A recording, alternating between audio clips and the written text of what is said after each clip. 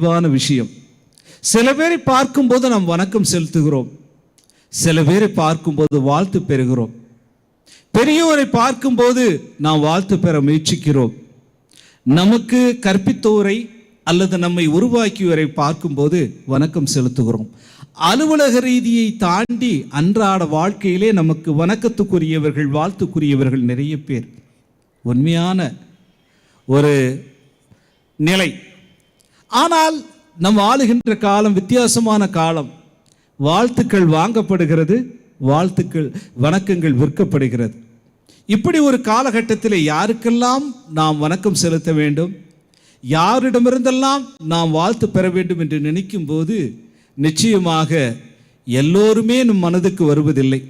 ஏனால் நாம் சமூகத்திலே சில பேர் மாதிரிகளாக இருக்கிறார்கள், பல பேர் ஒரு மாதிரியாக இருக்கிறார்கள். இந்த ஒரு பின்னணியிலே நாம் கற்றுக்கொண்ட தாய் திருச்சபை நமக்கு காண்பித்த எத்தனையோ நல்லுள்ளங்கள், நிச்சயமாக நாம் ஏற்றுக்கொண்ட ஆண்டவர், நமக்கு மீட்பு தந்த இறைநாதர் இயேசு கிறிஸ்து என எல்லாவற்றுக்கும் துணையாக இருக்கக்கூடிய, நம்மில் ஒருவராக இருந்து நமது மீட்பினுடைய முன்னோடியாக இருக்கக்கூடிய அன்னை மரியாள், திருத்தூதர்கள், எத்தனையோ புனிதர்கள், அவர்களுடைய வாழ்க்கை நெறிகள், இப்படியாக சொல்லிக்கொண்டே போகிறது. ஆக ஆண்டவருக்கு மட்டுமே ஆராதனை. கத்தோலிக்கத்திலே நமது பக்தியிலே ஆண்டவருக்கு மட்டுமே ஆராதனை. அன்னைக்கு வணக்கம் செலுத்துவதிலே, என் ஆண்டவரின் தாயை கௌரவப்படுத்துவதிலே பெருமை கொள்கிறோம். என் ஆண்டவரின் சீடராக இருந்த திருத்தூதர்களை மரியாதையோடு அவர்களை வாழ்த்துவதிலே, அவர்களுக்கு நாம் வணக்கம் செலுத்துவதில் நிச்சயமாக நாம் பெருமை கொள்கிறோம். நமது பங்கின் பாதுகாவலர் கூட தூய யூதா ததை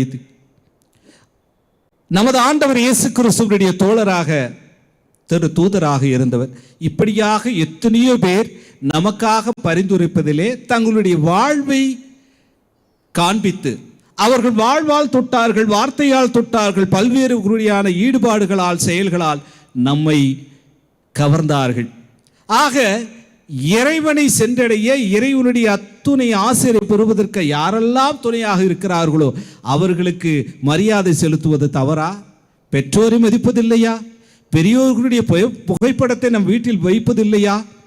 நாட்டுக்காக இம்மென்றால் சிறைவாசம், ஏனென்றால் வனவாசம் என்று ஒரு காலகட்டத்திலே தங்கள் உயிரை அர்ப்பணித்த, மண்ணுக்காக அர்ப்பணித்த, மொழிக்காக அர்ப்பணித்த, இனத்துக்காக அர்ப்பணித்த போராளிகளை நாம் போற்றுவதில்லையா? ஆக இப்படியெல்லாம் போற்றுவதற்கு பல பேர் இருக்கும்போது, இறைவனுக்காக தன்னையே அர்ப்பணித்த, இறைப்பணியை தன் மறைப்பணியாக ஏற்றுக்கொண்டு என்னாலும் எல்லா நிலைகளிலும் மாற்றத்திற்காக, மன மாற்றத்திற்காக தன்னையே அர்ப்பணித்த தூய பியோவினுடைய விழாவிலே அவரை போற்றுவதும், அவருடைய ஜெப பரிந்துரைக்காக இணைந்து ஜெபிப்பதும் நிச்சயமாக உண்மையானது, தேவையானது.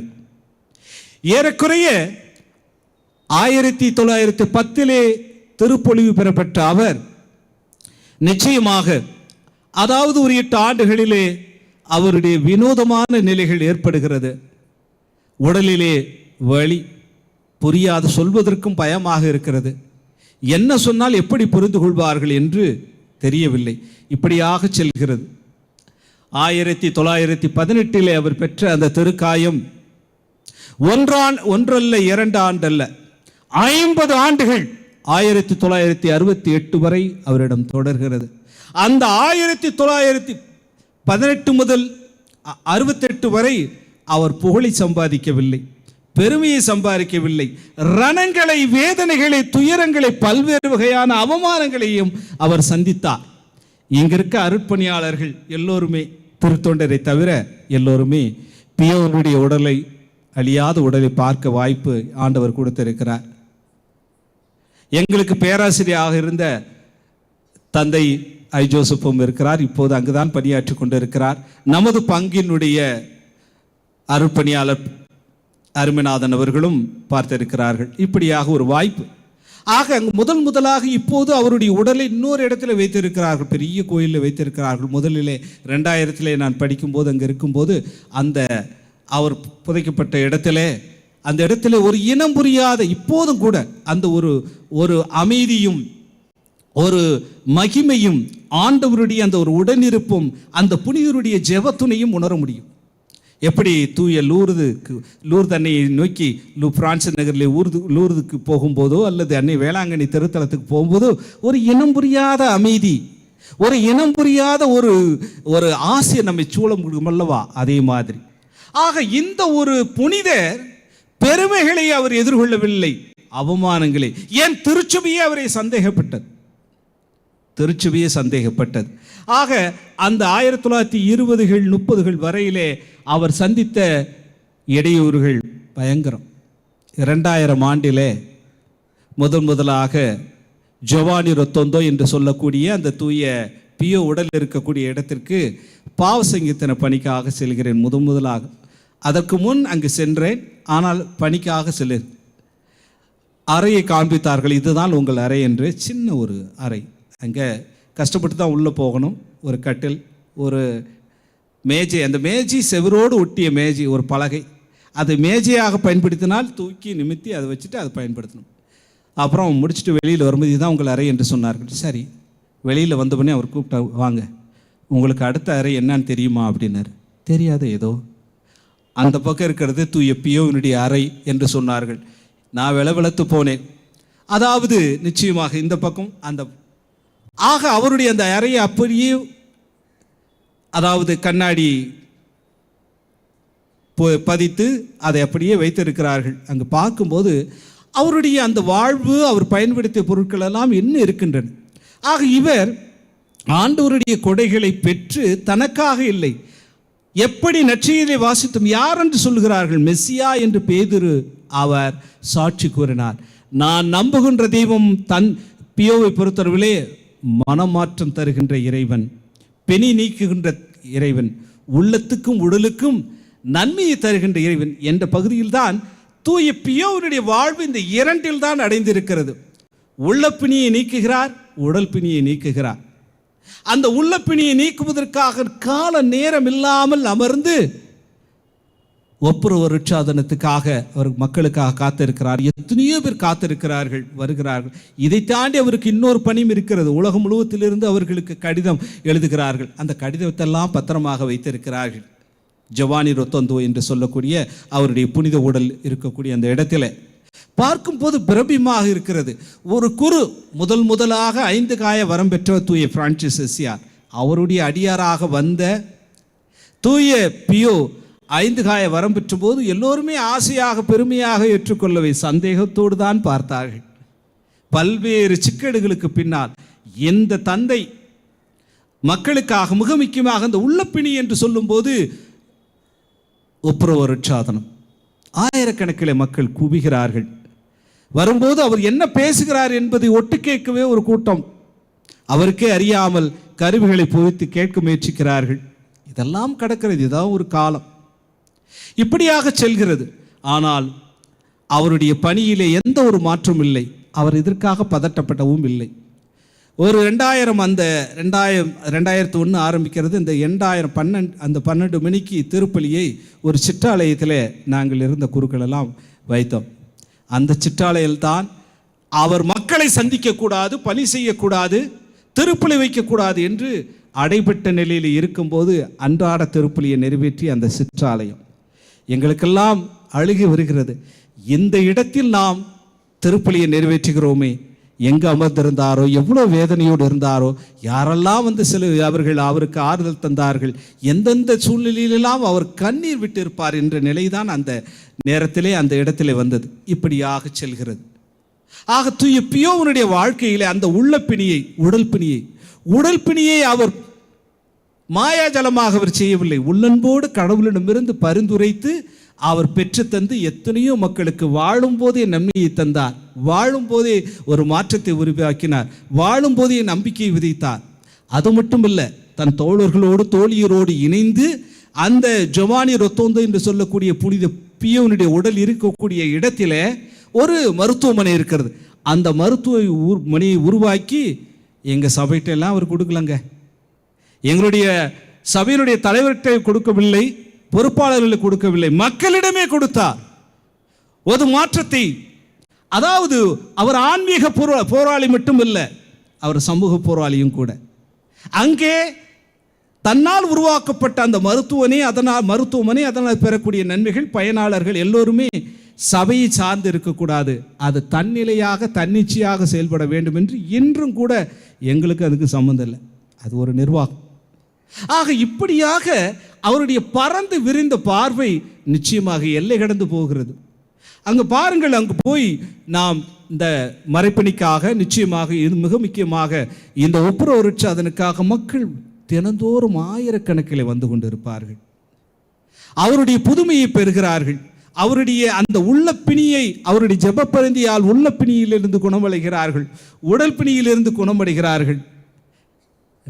பார்க்கும்போதே அதை அதை அதை சாட்சியாக சொல்லும் போதே அல்லது அவருடைய அந்த புனித இடத்தில் இருக்கும் போதே நமக்கும் ஆசீர் வருவதை நாம் உணர்ந்து கொள்ள முடியும். ஆனால் எல்லை கடந்து அவருடைய பணியை இப்போது உலகம் முழுவதும், ஏன் அவருடைய புனிதப்பட்ட விழாவிலும் பங்கெடுக்கக்கூடிய வாய்ப்பை புனித பியோ வழியாகவே இறைவன் எனக்கு கொடுத்தார். நிச்சயமாக அந்த 2000 அவருடைய பாருங்கள், வத்திக்கான் வளாகம் முழுவதும் பேதுரு வளாகம் நிறைந்து ததும்புகிறது. அப்போது அந்த இடத்தை கடக்கக்கூடிய ஏறக்குறைய 3 மணி நேரம், வழக்கமாக 3 மணி நேரத்துக்கு முன்பாகவே சொல்ல வேண்டும் திருப்பலிக்கு. அங்கே இன்னும் 6 மணி நேரத்துக்கு முன்னாடி நாங்கள் போயிட்டோம். பயங்கர கூட்டம். ஆனால் அங்கே ஒரு கப்புச்சின் துறவியாக நாங்கள் அந்த இடத்தை கடக்கும்போது எங்களுக்கெல்லாம் கண்ணீர் வருது. ஏனெனில் சத்திக்கின்ற எல்லோருமே எங்களுடைய அந்த ஒரு கயிறை, எங்களுடைய வார்த்தைப்பாட்டு கயிறை எங்களுடைய கயிறில் 3 முடிச்சு அந்த கயிறு எடுத்து முத்தம் கொடுக்கிறார்கள். தொட்டு எங்களுடைய உடையை தொட்டு அவர்கள் வணக்கம். எங்களுக்கெல்லாம் ஒரு ஏனெனில் அன்று அவருக்கு, அதாவது தூய பியோவனுடைய புனிதப்பட்ட விழா அன்று அனைத்து கப்புச்சின் துறவிகளுக்கும் அங்கே கௌரவம் நடந்தது. 2 இடங்களிலே அவருடைய உடல் இருக்கக்கூடிய இடத்திலும் சரி நிகழ்வு நடக்கிறது. வத்திக்கானிலே திருத்தந்தை 2ஆம் ஜான் பால் அறிவிக்கிறார். ஒரு சமயம் ரோமையிலே படித்துக் கொண்டிருக்கக்கூடிய ஒரு குருவானவர் வருகிறார். நேரமாகிவிட்டது, என்ன செய்யலாம், இருந்தாலும் தயங்கி நேரம் ஆயிட்டு, நான் திரும்ப போகணும், வரலாமா? உங்களுக்கு இல்லாததா, நீர் ஆசீர்வதிக்கப்பட்டவர், உங்களுக்கென்ற பெரும்படி காத்திருக்கிறது என்று ஆருடமாக தீர்க்க தரிசனமாக தூய பியோ சொன்னது யாருக்கு? அந்த அதாவது புனிதப்பட்ட நிகழ்விலே தூய புனித ஜான் பால் 2ஆம் ஜான் பால் அறிவித்தார். இது எனக்குத்தான் நடந்தது என்று அவரே சாட்சியாக அறிவித்தார். இப்படியாக எத்தனையோ நன்மைகளை முன்னறிவித்தவர் தூய பியோ. எல்லாவற்றுக்கும் மேலாக இங்கே ஆறுதலை தருகின்றவர் பியோ. அவர் கண்ணீரை உணர்ந்தவர். இரக்கத்தின் இறைவாய் இறைஞ்சுகிறேன், இடறிய பொழுதுக்காய் வருந்துகிறேன், கருணையின் இறைவா கதறுகிறேன், கண்ணீரால் உன் பாதத்தை கழுவுகிறேன் என்று மாற்றத்திற்காக மனவேதனையோடு உருகி நொந்து சலித்து வந்த எல்லோருக்குமே உள்ள பணியை நீக்கினார். இன்றும் கூட தூய பியோவனுடைய ஆதரவை தேடி வந்திருக்கிறோம் என்றால் நிச்சயமாக நமது உள்ள பிணியையும் உடல் பிணியையும் தீர்க்க பரிந்துரையாளராக நமக்காக காத்திருக்கிறார். நேரம் காலம் கடந்து மக்களுடைய பணியிலே, மறைப்பணியிலே இணைந்திருந்தவர், தன்னை கரைத்திருந்தவர் தூய பியோ. ஆக மனித நேயத்தையும் இறைமுகத்தையும் ஒன்றே கொண்டவராக, ஒரு துறவியாக, அஸ்ஸியாருடைய வழி தோழராக, கப்புச்சின் துறவியாக, முழுக்க எல்லோருக்கும் எல்லாமானவர் தூய பியோ. ஆக பியோவனுடைய இந்த விழா நமக்கு தருகின்ற செய்தி, எங்கெல்லாம் எப்போதெல்லாம் இருக்கிறோமோ, எப்போதெல்லாம் நாம் உடன் இருக்கிறோமோ அங்கு வாழுகின்ற சமகால தேவைகளை உணர வேண்டும். சமகால நமது ஆண்டவர் இயேசு கிறிஸ்து சமகால போராளி. அவர் வாழ்ந்த காலத்தில் எந்தெந்த இடத்தில் தன்னுடைய இணைத்துக் கொள்ள வேண்டுமோ, எந்தெந்த இடத்தில் அவர் கேள்வி கேட்க வேண்டுமோ கேட்டவர். இதைத்தான் தூய பியோவும் சமகால தோழராக தூய பிரான்சிஸ் அசியை போர் ஒரு புனித புரட்சியை, ஏழ்மை புரட்சியை ஆரம்பித்த தூய அசிசியாரை போல் அவர் வெளிவந்த இவருடைய ஆன்மீக புரட்சியும் நிச்சயமாக அந்த சமகாலத்திலே உள்ள பிணியையும் உடல் பிணியையும் நீக்கக்கூடிய வகையில் இருந்தது. சொல்வார்கள், தேசத்தில் பற்றும் தீ தம் சட்டைப்பையை பற்றும் வரை எவனும் சப்தமிடுவதில்லை. ஒரு கவியும் சொல்வார், தேசத்தில் பற்றும் தீ தன் சட்டைப்பையை பற்றும் வரை எவனும் சப்தமிடுவதில்லை. எனக்கென பிரச்சனை வரும் வரை நான் அமைதியாக இருப்பேன். எங்கோ நடக்கிறது, அது நாகாலாந்தோ ஸ்காட்லாந்தோ, அதை பற்றி கவலை இல்லை. அது திருப்பூரோ மணிப்பூரோ அதை பற்றி கவலை இல்லை, யாருக்கோ எங்கோ நடக்கிறது. ஆனால் இனங்கண்டு கொள்ளவர் எப்போதும் எப்போதும் நீர் மெசியா என்று இனங்கண்டு கொண்டவர் தூய பேதுரு. ஆக அந்த மெசியாவுடைய பணிகள் எல்லாமே மீட்பு பணி. மீட்பு பணி என்று சொல்லும்போது வேதனைகளையோ துயரங்களையோ மற்றது உரிமைகளுக்காக போராடக்கூடிய அந்த ஒரு பணி. ஆக ஒரு கிறிஸ்தவனா நமக்கு கொடுக்கப்பட்ட மாபெரும், அதாவது திருப்பொழிவு பெற்ற அனைவருக்குமே கொடுக்கப்பட்ட உலகமெல்லாம் சென்று நற்செய்தியை அறிவுங்கள், தந்தை மகன் தூய ஆவியின் பெயரால் திருமுழுக்கு கொடுங்கள். ஆக இந்த பணி குருவானவர்களுக்கு மட்டுமல்ல, அருட்சகோதரர்களுக்கு மட்டுமல்ல, அருட்சகோதரர்களுக்கு மட்டுமல்ல, திருத்தொண்டருக்கு மட்டுமல்ல, தங்கையே குருக்களாக உருவாக்க பயிற்சி இருக்கக்கூடிய சகோதரர்களுக்கு மட்டுமல்ல, எல்லோருக்குமான ஒன்று. எல்லோருமே இந்த வகையிலே அவர் அதனால்தான் இல்லறத்தாரை அதிகமாக அரவணைத்து அவர்களுடைய பொறுப்பை பகிர்ந்து கொடுத்து இறைப்பணியை செய்வதில் மிகவும் ஆர்வம் காட்டினார் புனித பியோ. ஆக அவருடைய பிறந்த இடத்திலும் சரி, நிச்சயமாக அவர் உடல் வைக்கப்பட்டிருக்கிறதும் அலை அலையாக மக்கள் வந்து தரிசிக்கிறார்கள், புனிதத்தை ஜெப பரிந்துரையை பெறுகிறார்கள். ஆக இன்று நாம் வந்திருப்பதன் நோக்கமே தூய பியோவனுடைய அந்த உள்ள பிணியை நீக்கக்கூடிய அந்த ஜெப பரிந்துரைக்காகவும் உடல் பிணியை நீக்கக்கூடிய ஜெப பரிந்துரைக்காகவும் உரிமையோடு கேட்க வந்திருக்கிறோம்.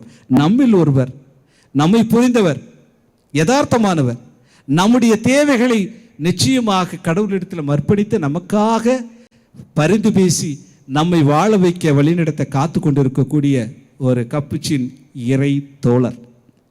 ஆக இந்த புனிதமான வேளையிலே கடவுள் கொடுத்த ஒரு மாபெரும் வரமாக தூய பியோவை வாழ்த்துவதிலும் அவருடைய கொடைகளை பெறுவதிலும் நிச்சயமாக நாம் பெருமை கொள்வோம். இன்றைய நாள் தருகின்ற அமைதி நம்முடைய வாழ்வுடைய அத்துணை முயற்சிகளுக்கும் அவர் கொண்டிருந்த ஒரு தாகம், இறை தாகம், மனிதநேய தாகம் இணைந்து செல்லுகின்ற அந்த ஒரு வேகம் நம்மிடத்தில் இருக்கட்டும். கடவுளுடைய கொடைகளை பெறுவதற்கான தகுதி நாம் அவர் கொண்டிருக்கக்கூடிய அன்பை நாம் பிரதிபலிப்பதற்கு மெசியாகவே ஏற்றுக்கொண்டால் மெசியாகவே மாற வேண்டும். இறைவனை ஏற்றுக்கொண்டால் நிச்சயமாக இறைவனுக்குரிய அத்துணை பலன்களையும் அத்துணை நன்மைகளையும் நாம் செயல்படுத்த வேண்டும். ஆண்டவர் பார்க்கறது எத்தனை பேத்துக்கு ஆசை? உடனே ஒரு செகண்ட்ல காட்ட போறேன் அவருடைய முகத்தை. இப்ப காட்ட போறேன், இப்ப ஆண்டவருடைய முகத்தை இதோ 1/2 செகண்ட்ல காட்ட போறேன். யாராருக்கு ஆசை? 1, 1.25, 2, 3.25. சரி, அப்படியே கையை வச்சுட்டு மெதுவா பக்கத்தில் உள்ளவங்களை பாருங்க. அதுதாங்க ஆண்டவருடைய முகம், பக்கத்தில் இருக்கவங்க முகம்தான். ஏனெனில் கடவுள் எப்படி படைத்திருக்கார்? நம்மை சாயலாக படைத்திருக்கிறார். ஆண்டவருடைய சாயல் அருகே இருக்கக்கூடிய சகோதரன் சகோதரிடத்தில் இருக்க வேண்டும், இருக்குது. ஆக ஆண்டவருடைய முகத்தை பார்க்க அலைய வேண்டாம், அருகே இருக்க சகோதரன் சகோதரி முகத்தை பார்த்தால் போதும். அதுதான் நாம் கொண்டிருப்பதும் கூட. ஆக நாம் மற்றவர்களுக்கு ஆண்டவருடைய முகமாக தோன்ற வேண்டும், மற்றவர்கள் நமக்கு ஆண்டவருடைய முகமாக தோன்ற வேண்டும். ஆக ஆண்டவர் முகத்தை கொடுத்தவர் அத்தோடு விட்டு விடுவாரா? சாயலாக படைத்தவர். இப்பெல்லாம் ஒரு காலகட்டத்தில் பாருங்க, தம்பி லூயிஸ் அவருடைய குழுவினர் ஒளிப்பதிவு செய்து கொண்டிருக்கிறார்கள். ஒரு காலகட்டத்தில் நம் ஒளிப்பதிவு செய்யணும், அதாவது அந்த கேமராவுக்கு மேலே, அதாவது பேட்டரி சுமக்கிறது தான் பெரிய வேலையாக இருக்கும். பெருசாக சின்னதும் பெருசாக, அதுக்கே தனிப்பை பாதி தோள்பட்ட வீணாயிரும். ஆனால் இப்போல்லாம் நிறையா அப்படியெல்லாம் இல்லைங்க. ஒரு காலத்தில் நமக்கு ஆண்டனா நீட்டிக்கிட்டு இருக்கோம், அப்படி இப்படியெல்லாம். ஆனால் இப்போல்லாம் இன்பில்ட் உள்ளுக்குள்ளே பார்த்தீங்கன்னா அது கேமராவாக இருந்தாலும் சரி, அதாவது தொலைபேசி அலைபேசி இணைப்பேசியாக இருந்தாலும் சரி, அதிலேயே உள்ளடக்கி இருக்கிறது. ஆக சாயலாக படைத்த ஆண்டவர் நம்மிடத்தில் அவருடைய குணங்களையும் விட்டு விடுவாரா? வெறும் கூடாக மட்டும் படைத்தாரா? இல்லையே, சாயலாகத்தானே படைத்தார். அதனால தான் ஆண்டவர் சாயலாக படைத்தனை பார்த்து முதல்ல இந்த மானிடனை நோக்கி சொன்ன கேள்வி என்னவா இருந்தால் எங்களுக்கு என்ன வேகமாக பிரசங்க முடியுங்க. மைண்ட் வாய்ஸ் பின்னாடியும் கேட்குது, முன்னாடியும் கேட்குது, விட மாட்டேன். எங்கிருக்கிறாய்? இதைத்தான் ஆண்டவர் கேட்டார். மானிட சமூகத்தை ஆதாமை பார்த்து எங்கிருக்கிறாய்? அதே கேள்வி எங்கிருக்கிறாய்? அடுத்த கேள்வி இது தொடக்க நூலிலே 3வது அதிகாரம் 9வது வசனம். ஆச்சரியமான விஷயம். 4வது அதிகாரம் 9, அதே தொடக்க நூலில் 9வது வசனம் கேட்கிற கேள்வி. ஆண்டவர் என்ன கேட்டார்? ஏதோ கேட்டு போகட்டும். அப்படியா? திருப்பலியில் உங்களுக்கு பிடித்த பகுதி எது? சென்று வாருங்கள், திருப்பலி முடிந்தது. ஆக அதாவது தொடக்க நூலிலே 4வது அதிகாரத்திலே அதே 9வது வசனத்திலே எங்கே உன் சகோதரன்? ஆக எங்கே இருக்கிறாய் என்று கேட்கிற கேள்விக்கு நான் இங்க இருக்கிறேன் என்று ஆண்டவருடைய புனித நிலையை ஏற்றுக்கொண்டவர், பற்றிக்கொண்டவர் புனித பியோ அங்கிருந்து தன் பணியை தொடங்குகிறார். எங்கே உன் சகோதரன்? என் சகோதரர்கள் ஓடு நான் இருக்கிறேன், அவர்களுக்காக வாழ்கிறேன், அவர்களுடைய மீட்புக்காக நான் ஒழிக்கிறேன் என்று காட்டியவர் தூய பியோ. இந்த வகையில் அன்புக்குரியவர்களே, ஆண்டவருடைய சாயலை பெற்றிருக்கக்கூடிய நாம் அவருடைய குணங்களை வெளிப்படுத்துவோம். அந்த குணங்களை ஒழுக்க முழுக்க வெளிப்படுத்தியவர் தூய பியோ. இயல்பாக, யதார்த்தமாக, சந்தோஷமாக, உள்ளன்போடு இப்படியாக நாம் சொல்லிக்கொண்டே போகலாம். இத்தகைய மனித நேயத்தையும் புனித நேயத்தையும் ஒன்றிணைத்து இருக்கக்கூடிய தூய பியோனுடைய இந்த விழா நாட்கள், அவருடைய அந்த ஜெப வேலைகள், இந்த மாலை ஆராதனை நமக்கெல்லாம் நிறைவு தரட்டும். என்றும் சரி, என்றென்றும் எப்பொழுதெல்லாம் பியோவை தேடி வருகிறோம், நமக்கென்று இருக்கக்கூடிய உள்ளம் பிணிகள் மறைந்து போகட்டும், மறைந்து போகும். நமக்கென்று இருக்கக்கூடிய உடல் பிணிகள் மறைந்து போகட்டும், மறைந்து போகும். இந்த உள்ளன்பிலே எளிய உள்ளத்தோடு ஆண்டவர் மெசியா நமக்கெல்லாம் அன்னை வழியாகவும் புனிதர்கள் வழியாகவும் நாம் என்று கொண்டாடுகின்ற தூய பியோவினுடைய வழியாகவும் நமக்கெல்லாம் நன்மை தர, மீட்பு தர, ஆசி தர, வளமை தர, எல்லா வகையிலுமே நலங்கள் தர காத்திருக்கிறார் என்ற உணர்வில் தொடர்ந்து பயணிப்போம். இறைக்கரம் நம்மை வாழ வைக்கட்டும், வழி நடத்தட்டும். ஆமென்.